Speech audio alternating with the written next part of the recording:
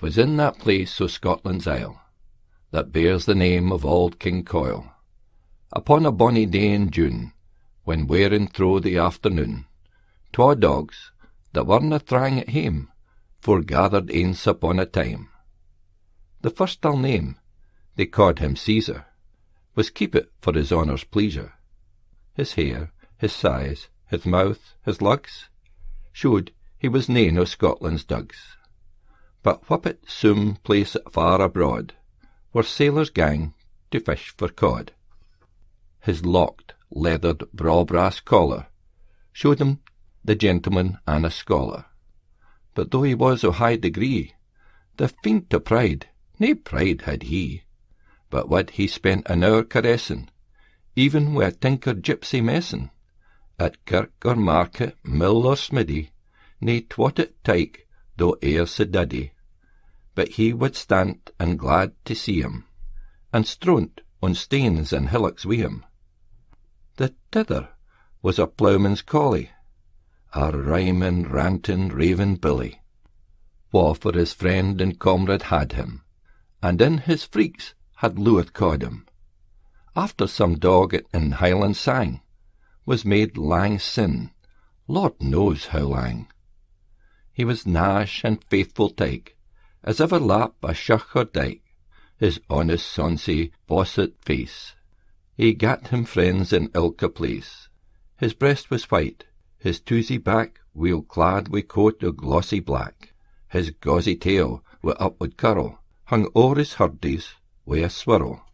Nae doubt but they were fain o' ither, and unco pack and thick thegither, with social nose while snuffed and snowket, whiles mice and moody worts they howket, while scoured awa in lang excursion, and worried other in diversion, till tired, at least wi' mony a farce, they sat them down upon their arse, and there began a lang digression about the lords o' creation.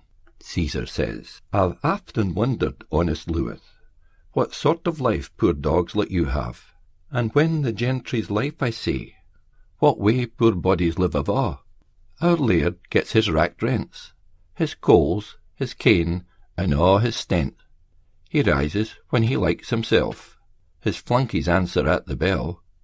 He caws his coach, he caws his horse, he draws a bonny silken purse as lang as my tail, for, through the steeks, the yellow-lettered Geordie keeks. Frae morn to e'en it's not but toiling, at baking, roasting, frying, boiling. And though the gentry's first at stetchin, yet even the hoffle fill their pechin, with sauce, ragoos, and sick-like trashery, that's a little short o' downright wastery. Our whipperin, wee blasted wonner, poor worthless elf, it eats a dinner, better than ony tenant man, his honour has in a' the land. And what poor cot folk put their pension, I own it's past my comprehension.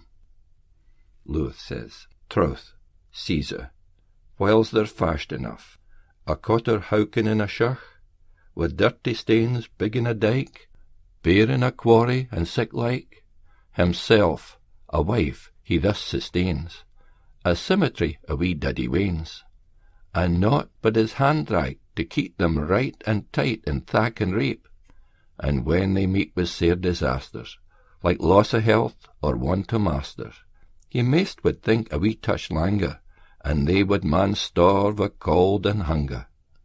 But how it comes I never ken yet.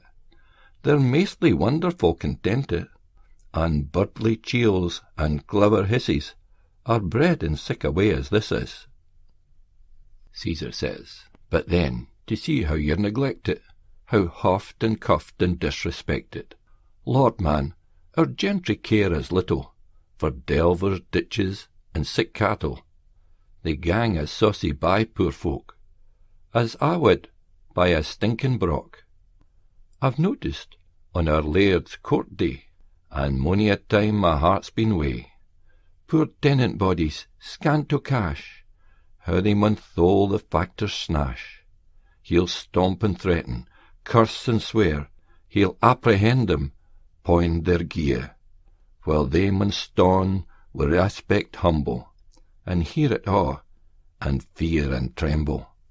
I see how folk live that hae riches, but surely poor folk maun be wretches. Lewis says, they're nae sae wretches, ane would think, though constantly on poorest brink. They're sae accustomed wi' the sight, the view it gies them little fright. Then chance and fortune are sae guided, they're aye and lesser mair provided. And though fatigued with close employment, a blink o' rest's a sweet enjoyment. The dearest comfort o' their lives, their grushy wains and faithful wives. The prattlin' things are just their pride, that sweetens a' their fireside.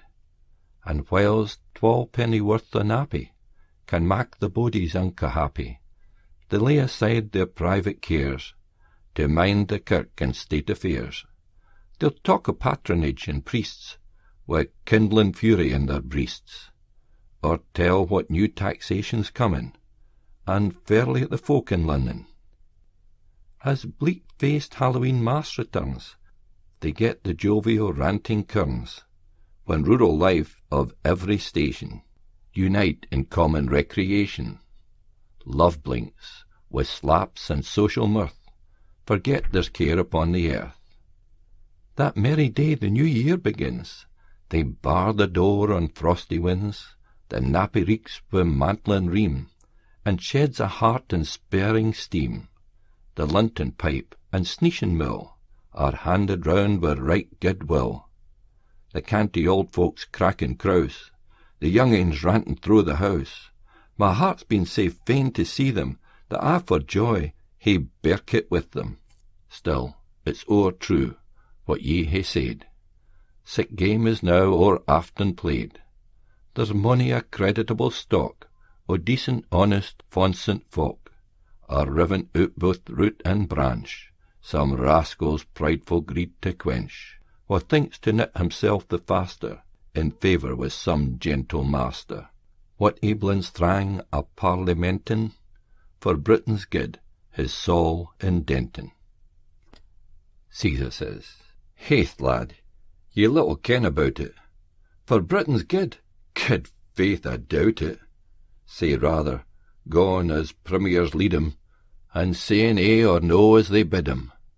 At operas and plays paradin', mortgagin', gamblin', masqueradin', or maybe in frolic daft, to Hague or Calais takes a waff, to mak a tour and tak a whirl, to learn bon ton and see the world.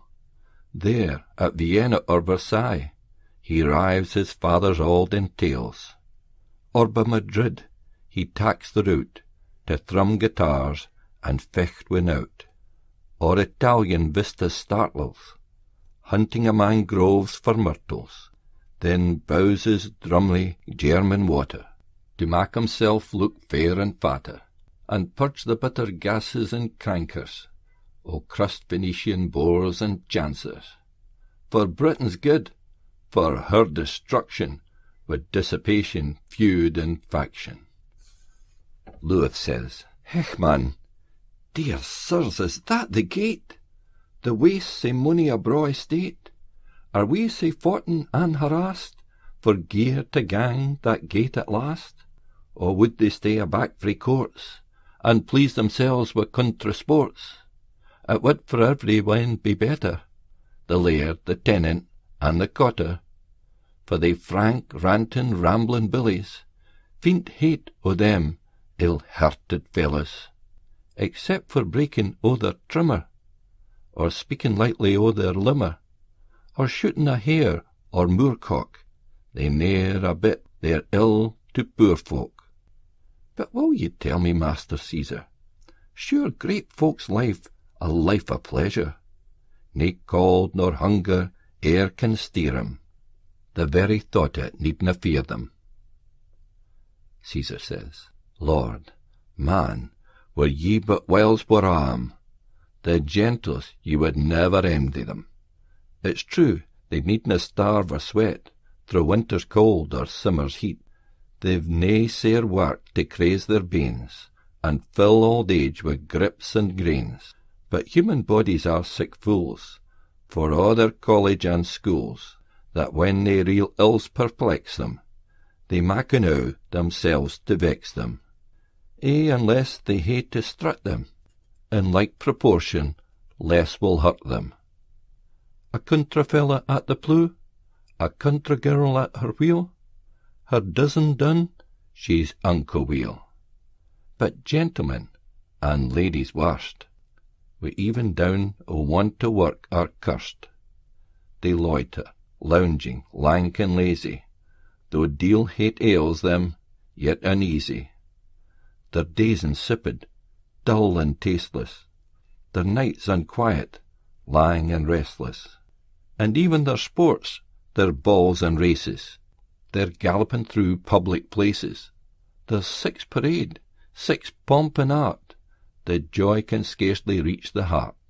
The men cast out in party matches, then souther all in deep debauches. Ae night they're mad wi' drink and courting, next day their lives is past enduring.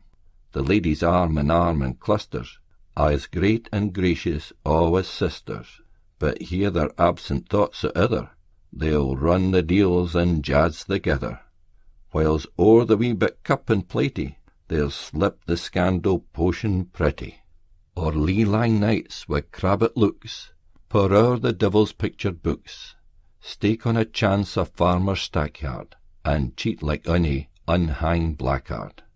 There's some exceptions, man and woman, but this is gentry's life in common. By this the sun was out of sight, and darker gloamin' brought the night. The bumcock hummed wi' lazy drone, the kye stood routin' aye the lone, when up they gat and shook their lugs, rejoiced they werena men but dogs, and each took off his several way, resolved to meet some ither